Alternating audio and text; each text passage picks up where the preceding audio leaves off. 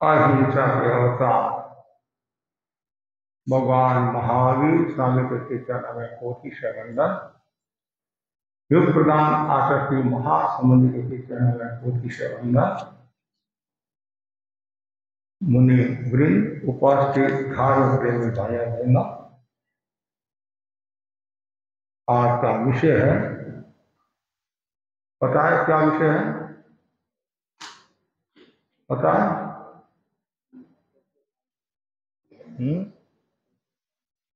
हाँ, कैसे पाए संकल्प से सिद्धि। भगवान महावीर की वाणी है,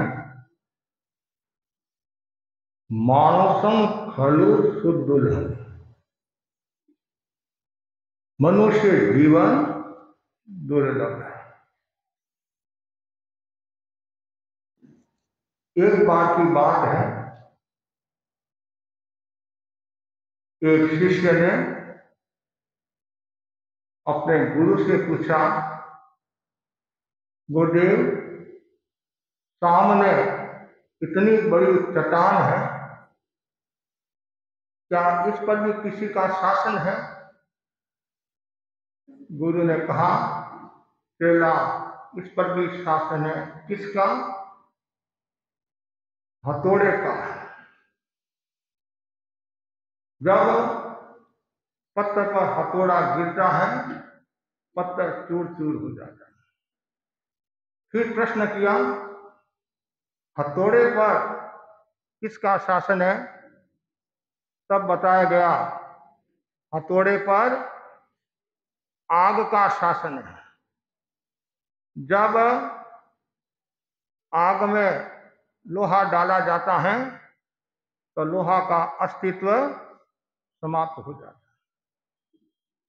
फिर प्रश्न किया गया, आग पर किसका शासन है? तब बताया गया, पानी का शासन है। फिर बताया गया, पानी पर किसका शासन है? वायु का शासन है।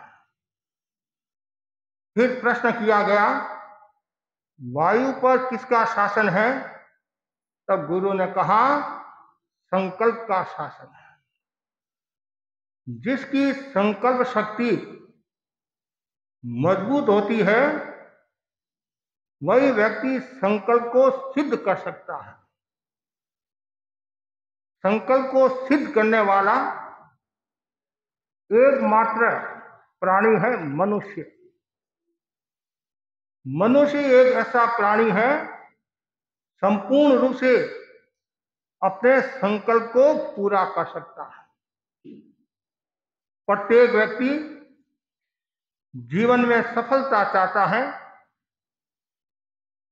कोई भी विफलता नहीं चाहता है। सफलता का महत्वपूर्ण जो उपाय बताया गया है, महत्वपूर्ण जो घटक बताया गया है, वो है संकल्प। संकल्प मस्तिष्क की कार्यशाला है। संकल्प शक्ति से मस्तिष्क उर्वर होता है। संकल्प शक्ति अमाप्य है। दुनिया की सबसे बड़ी कोई शक्ति है, वह है संकल्प शक्ति। बहुत सुंदर कहा गया है, संकल्प एक कवच है जो बाहरी खतरों से रक्षा करता है। संकल्प एक फिल्टर है जो भीतर में स्थित दुर्विचार रूपी कचरे की सफाई करता है। इसलिए कहा गया है, संकल्प से व्यक्ति सिद्धि को प्राप्त होता है। संकल्प का अर्थ है दृढ़ निश्चय। कुछ लोग संकल्प तो करते हैं, लेकिन जल्दी ही विचलित हो जाते हैं। आपके मन में भावना आई, चातुर्मास है, मैं संकल्प करता हूं 4 महीना 5 महीना प्रवचन सुनूंगा। 2-4 दिन आपने प्रवचन सुना, फिर संकल्प टूट जाता है। कभी कभी आपके मन में आया, महाराज ने टेले की प्रेरणा दी है, कुछ भी हो जाए मैं टेला करूंगा। बड़े जोश और होश के साथ में शुरू किया, उपवास पूरा हो गया, फिर सामने रसगुल्ले दिखे, गुलाब जामुन दिखा, बंगाल के संदेश दिखे और संकल्प पूरा हो गया। कभी कभी ऐसा होता। आचार्य महाप्रज्ञ जी ने बहुत सुंदर कहा है, और भी आचार्यों का आता है, संकल्प क्यों टूटता है। संकल्प टूटने के 3 उपाय बताए, 3 कारण बताए हैं। इंद्रियाणि प्रदानानि मानसापि चंचलम कषाय रंजिता भावा तावदा कषणं गृह। इसका मूल भावार्थ यह है, गृहस्थ जीवन के प्रति आकर्षण क्यों। उसके 3 कारण हैं। इंद्रियों की प्रधानता, मन की चंचलता, कषाय की प्रबलता। तो हम इसको इस रूप में ले सकते हैं, संकल्प टूटने के लिए 3 कारण हैं।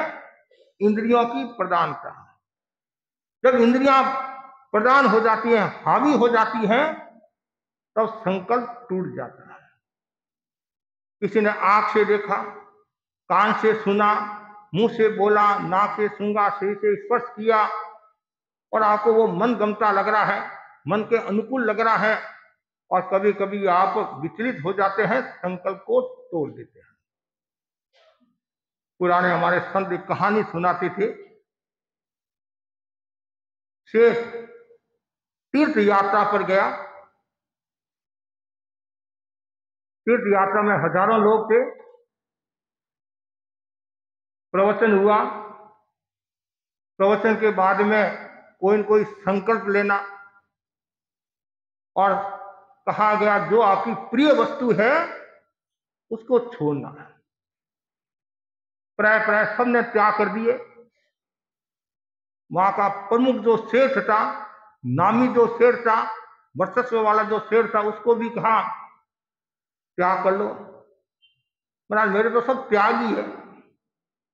अरे कोई न कोई चीज का त्याग कर लो, जो प्रिय है आपकी वस्तु उसका त्याग करना। सेठ को आलू ज्यादा भाता था।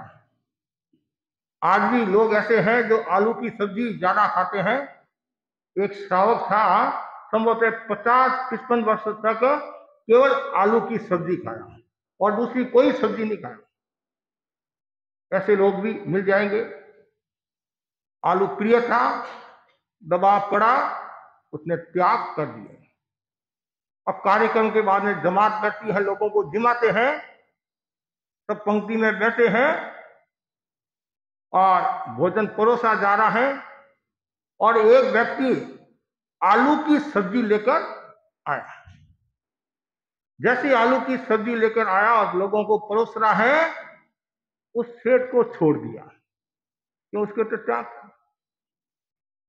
और सेठ ने कहा भाई क्या है, कि आलू की सब्जी है। आसपास वालों ने कहा सेठ साहब आपके त्याग है, नाम मत लेना, मुंह में पानी मत लाना। अरे भाई मेरे आलू के त्याग है, झोल के तो त्याग नहीं है। झोल तो डाल, मुंह तो चरका करूं। और ठीक है, सेठ ने कह दिया, मना भी नहीं किया जा सकता है। और झोल डाला, और डालते डालते क्या होता है, वो आलू भी आ गया। आलू आ गया। लोगों ने कहा सेठ साहब आपके आलू के त्याग है। हाँ मेरे आलू के त्याग है, मैं तो झोल ले रहा हूं, लुटकन आ गया, उसका मैं क्या करूं, उसका मैं कुछ नहीं कर सकता हूं। लुटकन आ गया, झोल डाल रहा है, उसके साथ में ये आ गया, वो आगार है, वो कड़कता है, उसकी मनाही नहीं है। ये क्यों हुआ, इंद्रियों की प्रधानता, आलू के प्रति आकर्षण था, पदार्थ के प्रति आकर्षण था। उस आकर्षण के कारण वो मन को समझा नहीं सका, इंद्रियों को वश में कर नहीं सका, उसने तोड़ दिया। एक भाई आया, महाराज मैंने उपवास में पानी पी लिया। सूर्यास्त के बाद मैंने कहा भूल से नहीं, जानबूझ कर पिया, जानबूझ कर पिया, प्रायश्चित लिया, शुद्ध हो गया। तो कभी कभी क्यों ये होता है, जब आदमी के विचार शिथिल हो जाते हैं, मन कमजोर हो जाता है, संकल्प कमजोर हो जाता है, तब ऐसी घटनाएं घटती हैं। तो संकल्प टूटने का एक महत्वपूर्ण कारण है इंद्रियों की प्रधानता। दूसरा कारण है मन की अस्थिरता। मन चंचल होता है तो संकल्प टूटता है।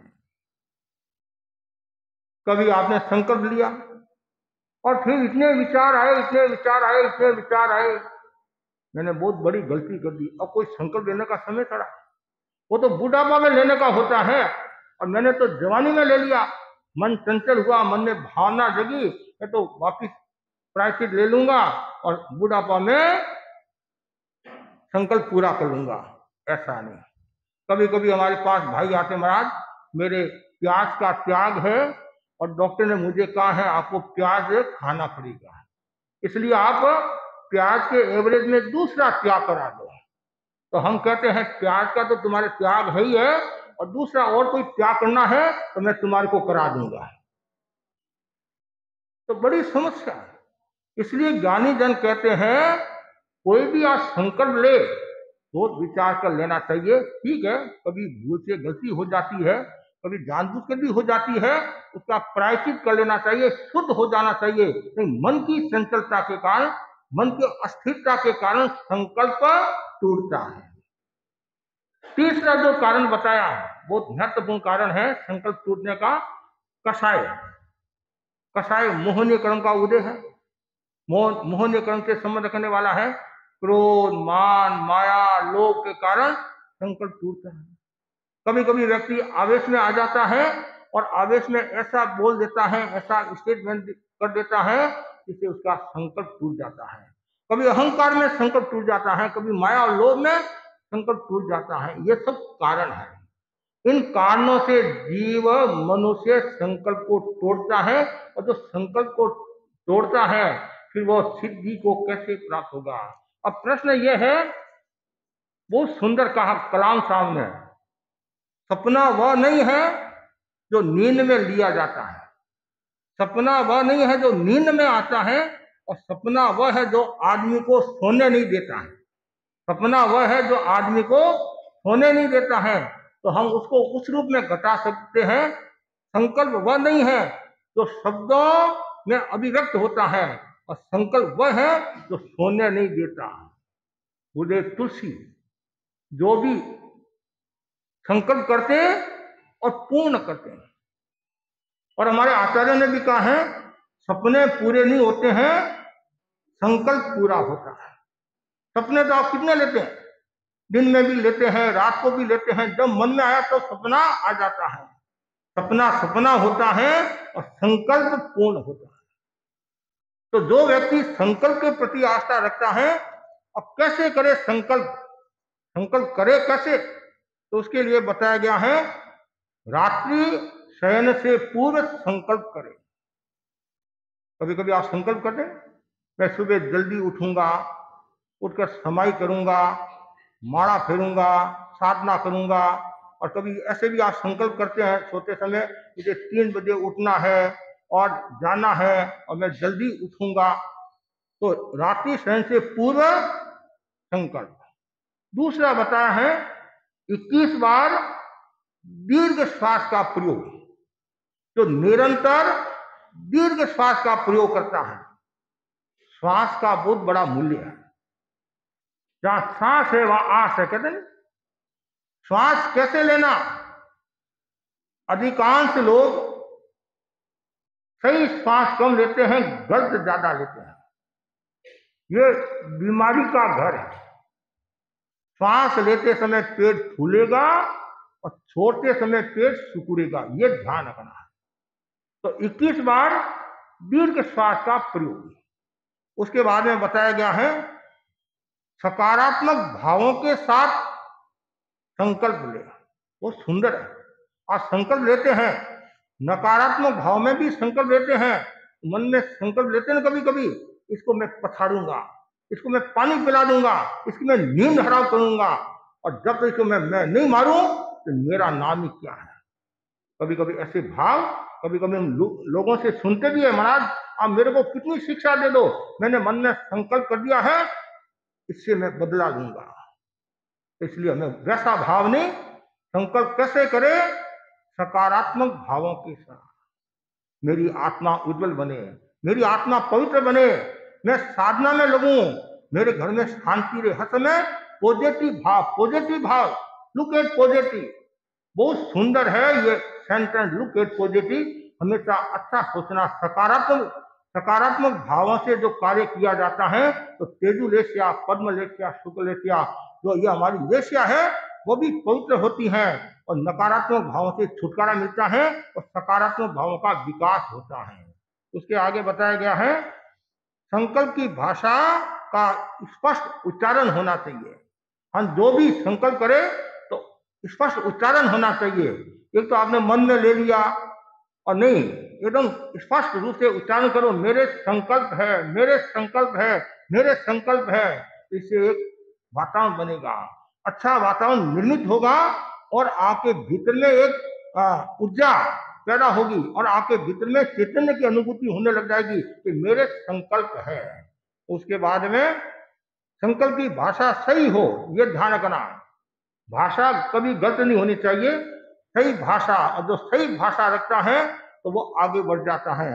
उसके बाद में संकल्प की भाषा, जो संकल्प है बार बार उसका स्मरण करे, बार बार मेरे ये संकल्प है, ये संकल्प है। कभी कभी क्या होता है, संकल्प तो ले लेते हैं कि महाराज मैं तो भूल गया, नहीं, बार बार रिवीजन बोलते नहीं, चितारना, दोहराना, बार बार दोहराते रहो, दो कैसे, तो इससे भी बहुत बड़ा आनंद आएगा। तो ये इतने बिंदु है कि संकल्प कैसे करे, संकल्प ऐसे करे, और साथ साथ में सिद्धि कैसे मिलेगी, ये तो संकल्प कैसे करे और सिद्धि कैसे मिलेगी, उसके लिए ये महत्वपूर्ण सूत्र है, बार बार दोहराना, बार बार स्मृति, मेरे संकल्प है, मैं पूर्ण करूंगा, और एक दिन आपको सिद्धि मिल जाएगी।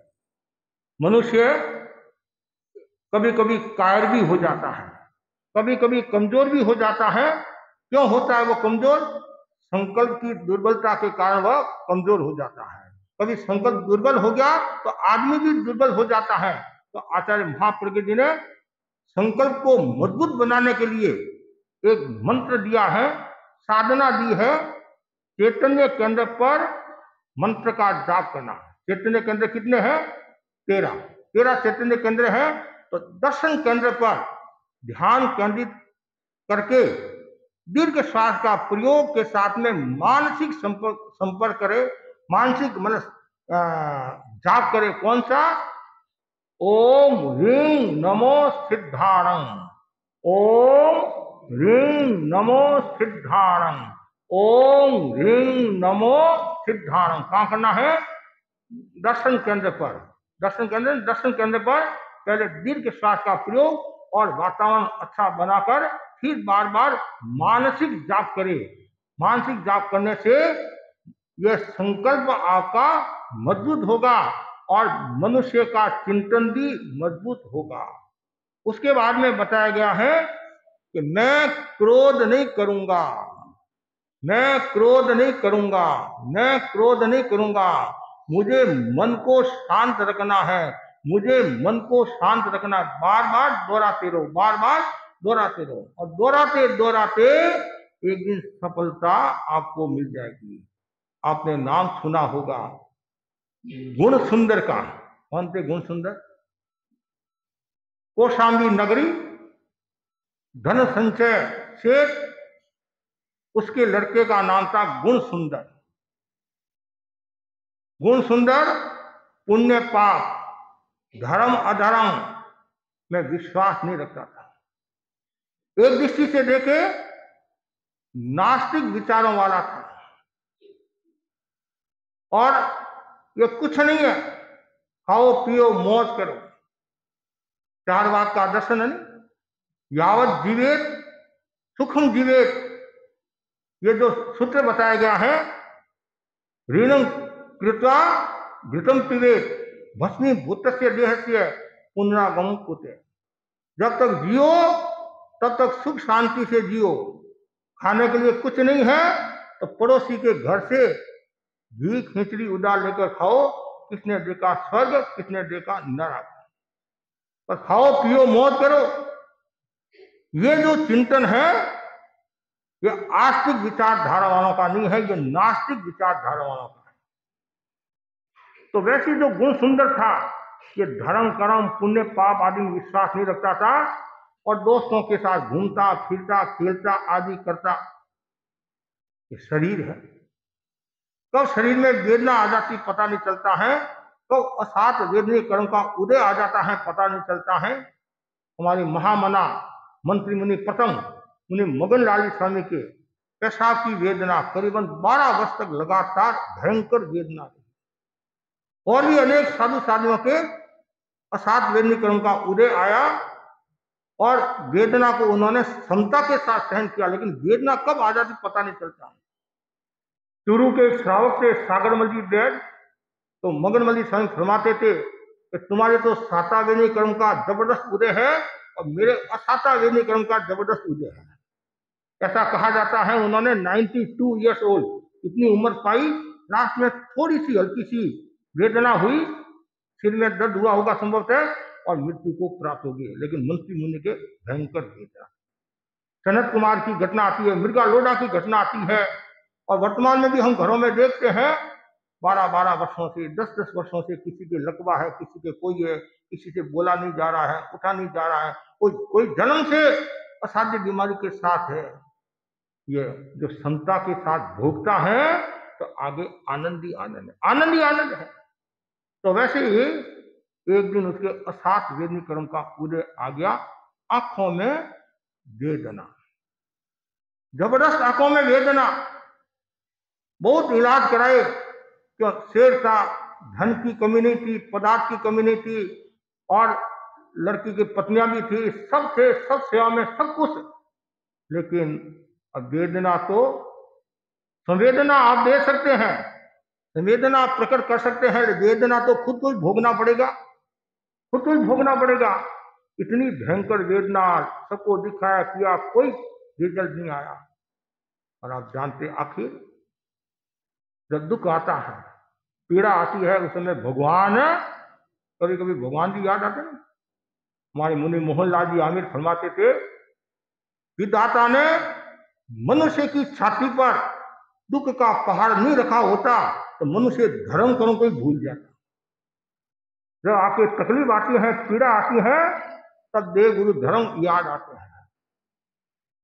सुख में सुमिरन की बात और दुख में सुमिरन की बात है नहीं, हमेशा हर स्थिति में सुमिरन करना चाहिए तो दुख कभी नहीं आएगा। और जब दुख आता है तब दिनेश कुमार जी याद आते हैं, महाराज कोई मंत्र बता दो, ये बता दो, वो बता दो, ये बता दो। अरे हम तो मंत्र बहुत बताने वाले, कोई लेने वाला भी तो चाहिए। आप जो लेना चाहते हैं वो हम देना नहीं चाहते हैं, आप जो लेना चाहते हैं वो हम देना नहीं चाहते हैं, और हम जो देना चाहते हैं वो आप लेना नहीं चाहते हैं। बस इतना ही अंतर है। आप अपनी पोज में हैं, हम हमारी पोज में हैं। आप अपनी मौज में हैं, हम हमारी मौज में हैं। आप ऐसे हैं, हम ऐसे हैं, और इतना ही अंतर है। आप बाहर की दुनिया में हैं और हम भीतर की दुनिया में हैं। जब उनकी वेदना आई, तकलीफ आई, पीड़ा आई, उसने सोचा क्या करूं। आखिर चेतना जगी, चैतन्य की अनुभूति होने लगी और पीड़ा में प्रकाश, संकल्प, यदि मेरी आंख की वेदना ठीक हो जाए तो मैं संसार में नहीं रहूंगा। नवका मंत्र का जाप शुरू किया, वेदना ठीक होगी, स्वस्थ हो गया। परिवार वालों ने कितना ही मना किया लेकिन अब रुका नहीं और दीक्षा ली। और बाद में उनका नाम क्या पड़ा? अनाति मुनि। अनाति मुनि क्यों नाम पड़ा? जब राजा श्रेणिक और अनाति मुनि के बीच में जो चर्चा होती, नाथ अनाथ की, संभवतः उस समय उनका नाम अनाति मुनि पड़ा। ये कौशाम्बी नगरी की घटना, गुरुदेव तुलसी ने भी संभवतः आख्यान भी बनाया होगा। बड़ी प्रेरणा देने वाली घटना है, लेकिन हमने गुण सुंदर अनाति मुनि को देखा नहीं, इस रूप में, इस अवस्था में भी नहीं देखा। लेकिन हमारे एक संत हैं मुनि विमल बिहारी जी तमकोर के, उनके सिर में बहुत वेदना रहती थी, इतनी वेदना रहती थी, इतनी वेदना रहती थी। उन्होंने संकल्प किया मेरी वेदना ठीक हो जाए, मैं स्वस्थ हो जाऊं, दीक्षा लूंगा और मिठाई नहीं खाऊंगा, चीनी की चीज मतलब मिठाई का नहीं खाऊंगा, मिठाई नहीं खाऊंगा। योग ऐसा हुआ, शुभ कर्म का उदय और सिर ठीक हो गया, दीक्षा ले ली और अभी तक उनकी मिठाई का त्याग है, चीनी का त्याग है, चीनी का त्याग है। कोई गुरु ने बख्शा दी वो अलग बात है, और एक पछेवड़ी में रहते हैं, भयंकर सर्दी पड़ो, केवल एक पछेवड़ी जैसे मेरे पहनी हुई है, ऐसी एक पछेवड़ी में रहते हैं। तो संकल्प जो करता है वह वास्तव में सफलता को प्राप्त होता है। तो आवश्यकता है हमारे भीतर में संकल्प कैसे जागृत हो, संकल्प से हम कैसे सिद्धि प्राप्त करें, उसके लिए सजग रहना जरूरी है। यदि आप सजग है तो आप सफलता को प्राप्त हो सकते हैं, और सजग नहीं है तो आप कितनी कोशिश करो लेकिन आप सफलता को प्राप्त नहीं होते हैं। कभी कभी आप हमारे पास आते, महाराज कोई मंत्र बताओ, तो हमने कहा भाई इस मंत्र का जाप कर लेना, कि महाराज ये तो मैं जानता हूं, बस ये मैं जानता हूं तो हो गया, होगी तुम्हारी शादी। अरे महाराज ने जो मंत्र दे दिया, गुरु ने जो मंत्र दे दिया था वही दिया, उस अ के प्रति आस्था, अ के प्रति आस्था, आ के प्रति आस्था और संकल्प के साथ और आस्था के साथ आगे भी प्रयोग करोगे तो निश्चित आपको सफलता मिलेगी। आचार्य भिक्षु मृत संकल्प के बोलते ना, संकल्प के धनी थे। वो जो भी मन में संकल्प कर लेते पूर्ण करते थे। उनके जीवन में कितने उतार चढ़ाव आए, कितने कष्ट आए, कितनी तकलीफें आई, लेकिन संकल्प से च्युत नहीं हुए। 1857 की घटना है, विक्रम संवत 1857 की घटना है। आचार्य भिक्षु भीलवाड़ा में विराज रहे थे, तो आचार्य की चौपाई सुनाते थे, अच्छी अच्छी बातें सुनाते थे। तो आप जानते हैं अच्छी अच्छी बातें सुनाता है, आचार्य की बातें सुनाता है, तो कुछ विरोधी होते हैं, उनको अच्छी नहीं लगती हैं, पसती नहीं है, तो विरोध भी लोग खूब करते। लेकिन स्वामी जी समता रखते, समता रखते, समता रखते, धैर्य रखते। वहां का एक श्रावक था धैर्यदान जी चंडालिया, वो बोले महाराज आज जो आपको गाड़ियां दे रहे हैं लोग, कल वो आपके बनेंगे, और आपकी जो सहनशीलता है और इसी प्रकार सहनशीलता रही तो आप हमेशा आगे बढ़ोगे। तो महाराज मैं आपको एक कहानी सुनाता हूं। किसने कहा? भैरूदान जी का। मैं आपको एक कहानी सुनाता हूं, दिल्ली की घटना। दिल्ली के बादशाह, जबरदस्त बादशाह थे, उनका कार्य राव रघुनाथ करता था। राव रघुनाथ अग्रवाल था, नीति न्याय का काम, हुक्म देना, इस मामले में वो फेमस था, वही हुक्म देता और सब स्वीकार करता, इतना उसका प्रभाव था। कचहरी में बैठता, लोगों का कार्य करता, डिसीजन सुनाता। एक दिन की बात है, गरीब अग्रवाल अपने लड़के को नए कपड़े पहनाकर सजा धजा कर दिल्ली के बाजार में आया। और आप जानते उपहास करने वाले भी बहुत होते हैं, तिरस्कार करने वाले भी बहुत होते हैं। अरे आज तुम्हारे नए कपड़े, ऐसा वैसा। उसने कहा भाई गरीब की क्यों मजाक उड़ाते हो, क्यों उपहास करते हो, क्यों तिरस्कार करते हो? किसी का भी तिरस्कार नहीं करना। आज जो गरीब है कल वह अमीर हो जाएगा, और आज जो अमीर है कल वह गरीब हो सकता है। और जिनके पत्थर पीते थे आज उनको कोई पूछने वाला नहीं है, और जिनको कोई पूछने वाला नहीं था आज उनके पत्थर पीते हैं। कभी अहंकार नहीं करना, कभी किसी का तिरस्कार नहीं करना चाहिए। लोगों ने तिरस्कार कर दिया, और एक व्यक्ति ने तो व्यंग की भाषा में उपहास करते हुए कहा, क्या आज तो राव रघुनाथ की लड़की के साथ में तुम्हारे लड़के का संबंध करने के लिए जा रहे हो? तो कहा तो राजा भोज और कहा गांगला तेली। अब आप जानते हैं, तेजी ने लागे ताजनो, गुणवंती ने बोल, तुझने कुछ लागे नहीं सुन ले फूटा ढोल।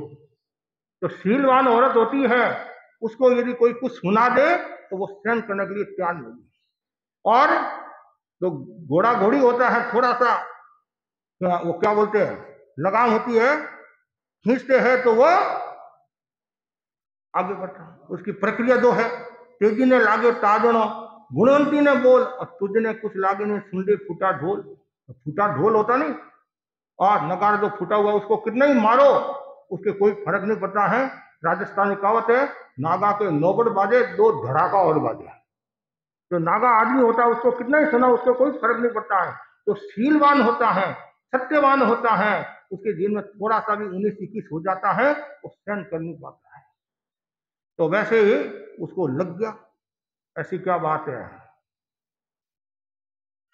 वो गया कचहरी में, राव रघुनाथ बैठा हुआ था, और ये अपने बच्चे को कंधे पर बिठाकर, गांव के ऐसे कंधे पर भी आज भी कभी कभी देखते हैं, कंधे पर बिठाकर नए कपड़े पहनाकर पहुंच गया। हे राव रघुनाथ, तेरी बेटी और मेरा बेटा कर ले सगाई, मिटे उपाधि और मिले समाधि। जैसे ये सुना, कौन आया, ये कौन है, बनवास, कहा तुम्हारा काम मेरा, उसको धक्का दिया, मारा पीटा, बाहर निकाल दिया, बाहर निकाला। अब लोगों ने पूछा क्या हुआ भाई, क्या हुआ? आज तो थुक्कम थुक्का हुआ, थुक्कम थुक्का हुआ। अब वो भी डरा नहीं, उसने मन में धार लिया, मन में संकल्प कर दिया, कुछ भी हो जाए, कितनी मार पड़े, लेकिन दूसरे दिन और आया, और फिर कचहरी में आया और बोला, हे राव रघुनाथ, तेरी बेटी मेरा बेटा कर ले सगाई, मिटे उपाधि, मिले समाधि। पहला तो थुक्कम थुक्का और वापिस आ गया, धक्का दिया, उसको बाहर निकालो, और खबरदार है कल यदि आ गया तो चला गया। पूछा क्या हुआ भाई? आज तो धक्कम धक्का हुआ है, कल तो थुक्कम थुका हुआ, आज धक्कम धक्का हुआ है। कि तीसरे दिन और सज धज कर नए बढ़िया कपड़े पहनाकर, तिलक आदि जो भी मतलब प्रक्रिया है सब करके फिर पहुंच गया। हे राव रघुनाथ, तेरी बेटी मेरा बेटा कर ले सगाई, मिटे उपाधि, मिले समाधि। तीसरी बार सुना, उसको और गुस्सा आ गया, नारायण कहेगा, तुम्हारे को मना किया, तुम्हारे शर्म नहीं आती है, तुम बार बार आ जाता है, निकल। इतने में क्या होता है, राव रघुनाथ की जो पत्नी थी उसने सुना कि क्या बात है, ये मूर्ख आदमी है, रोजाना आ जाता, कौन है, कौन है तो अग्रवाल है। तो फिर लड़का को उसने देखा, लड़का सुंदर था, लड़का सुंदर था, और औरत को पसंद आ गया। औरत को पसंद आया तो सगाई कर ले। और इसके साथ कैसे सगाई करे? कहा ये, मैं तो बादशाह का आदमी हूं, और ये तो गांगला तेली जैसा है, गरीब है, मैं इसके साथ में कैसे सगाई करूं? इतनी सी तो बात है, हमारी बिरादरी का लड़का है, हाँ है तो अग्रवाल है, तो टेंशन किस बात का। दूसरी बात, गरीब है तो मेरे पास इतना धन है, आधा धन इसको दे दे, बराबर हो जाएगा। अब फिर होम मिनिस्टर का आदेश के सामने तो आदेश जारी हो गया और सगाई हुई। खूब ठाट बाट के साथ पालकी में ऐसे बैठा नहीं, रथ पर जो बैठा कर और खूब गाजा बाजा के साथ में और लोगों के साथ बाजार में से निकला। अब इसको भी थोड़ा जोश आ गया, जोश आ गया और थोड़ा अकड़ में लोगों ने कहा क्या हुआ भाई, थुकम थुका धक्कम धक्का और छग्गम छग्गा, छग्गम छग्गा हो गया, हमारा काम हो गया। उसने मन में संकल्प किया था और संकल्प के साथ में धैर्य था और काम पूरा हो गया। तो भैरूदान जी चंदालिया ने कहा महाराज आज शुद्ध साधुपना पाल, जैसे ये अग्रवाल जाति का था, अच्छे कुल का था, शुद्ध आचार वाला था, इसलिए उसकी सगाई होगी। उसी प्रकार आप शुद्ध आचार वाले हो, शुद्ध पालना करते हो, इसलिए ये सब लोग आपके हो रहे हैं। मूल जो घटना है, इसका जो सार है वो है संकल्प। आदमी यदि मन में ढाल लेता है कि मुझे ये कार्य करना है तो करके रहता है। दुनिया में कोई भी असंभव काम नहीं है। वो किसने कहा था? नेपोलियन ने कहा था नहीं, ये असंभव शब्द तो मूर्खों के कोष में है और असंभव कुछ नहीं है। आप कहते महाराज उपवास कैसे करूं, बेला कैसे करूं, तेला कैसे करूं, मेरे से तो होता ही नहीं है, चाय का नशा है, गुटखा खाता हूं, पान परा खाता हूं, और डॉक्टर आपको कह देता है यदि जिंदा रहना है तो अभी गुटखा छोड़ना पड़ेगा आपको, और छोड़ते नहीं छोड़ते, चाहे व्यवस्था से छोड़ो चाहे जिंदगी के लिए छोड़ो, छोड़ते तो नहीं छोड़ते। तो वैसे ही आपके मन में यदि संकल्प है मुझे रोजाना व्याख्यान सुनना है, कितनी भी बरसात आए, कुछ भी हो जाए, मुझे काम करना है। गुरुदेव महासमंद जी ने मन में संकल्प किया मुझे यात्रा करना है। कितने तूफान आए, आंधी तूफान वर्षा, न जाने कितने कितने संकट आए, तूफान आए, चाहे नेपाल का तूफान ले लो, सब कुछ ले लो, फिर भी संकल्प से विचलित नहीं, मुझे करना तो करना है। और यदि आप ही ढालोगे मुझे 28 करना है तो कोई बड़ी बात नहीं, आराम से कर सकते हैं। लेकिन संकल्प और बार बार संकल्प को दोहराते जाओ, मुझे 28 करना है, 28 करना है, 28 करना है, वो 28 खुद आ जाएगी कि तू 28 कर ले बस। तो ये संकल्प का बहुत बड़ा मूल्य है। तो मैं सभी भाई बहनों को कहना चाहूंगा और आप संकल्प की चेतना को जगाए और बार बार भावना भाई कि मुझे संकल्प में आगे बढ़ना है, संकल्प में आगे बढ़ना है, मुझे कभी भी किसी से पीछे नहीं रहना है। आचार्य महाप्रज्ञ जी ने मुनि अवस्था में संकल्प लिए थे नहीं, संकल्प लिए थे मैं पीछे नहीं रहूंगा, पीछे नहीं रहूंगा, पीछे नहीं रहूंगा, और एक दिन सबसे आगे हो गए। कभी कभी हम गृहस्थ लोगों के बारे में भी सुनते हैं महाराज मैंने ये संकल्प लिया था मुझे इतने समय में ये काम करना है, मैंने कर लिया। तो इसलिए संकल्प पूरे होते हैं। तो मैं सभी भाई बहनों को यही कहना चाहूंगा कि ज्यादा से ज्यादा आप संकल्प को मजबूत बनाए, और उसके लिए जो 3 बातें मैं बताया नहीं, संकल्प टूटने की, इंद्रियों की प्रधानता, मन की अस्थिरता और कषाय की प्रबलता, इन तीनों को साइड में कर दो, परिचय पर विजय प्राप्त करो। और परिचय पर जो विजय प्राप्त करता है तो वो व्यक्ति संकल्प को और मजबूत कर लेता है। अनाथी मुनि की घटना, मुनि विमल बिहारी जी की घटना, और भी अनेक ऐसी घटना मिल जाएगी। तो मैं बस इतना ही आपको कहना चाहता हूँ, ज्यादा से ज्यादा भाई बहन ये भावना भाई मुझे मनुष्य का जन्म मिला है, तो जो मनुष्य यदि मन में ढाल लेता है, मन में संकल्प कर लेता है, तो संकल्प उसका पूरा हो जाता है। तो आप भी